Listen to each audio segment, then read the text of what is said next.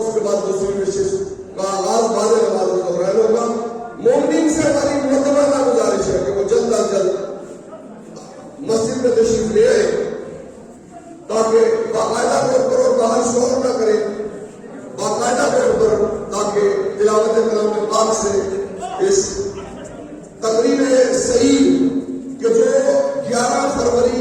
22 मेहमन फतह इमाम खुमैनी रहमतुल्लाह अलैह, फतह इनकलाब इस्लामी ईरान को याद करने के लिए आज भी वो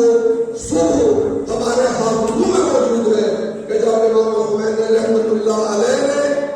सरजमीन ईरान के ऊपर सलामती की जिंदगी गुजारने के बाद कदम रखा तो निजाम ताबूती निजाम की अमानत शाह ईरान के साथ रेजा होकर कायम इनकलाब इस्लामी इमाम खुमैनी रहमतुल्लाह अलैह के कदमों पे गिर गई और निजाम विलायत फकीह कायम हुआ, जो 40 साल से रहबर इनकलाब इस्लामी इमाम खामेनी की ज़ेर क़यादत पूरी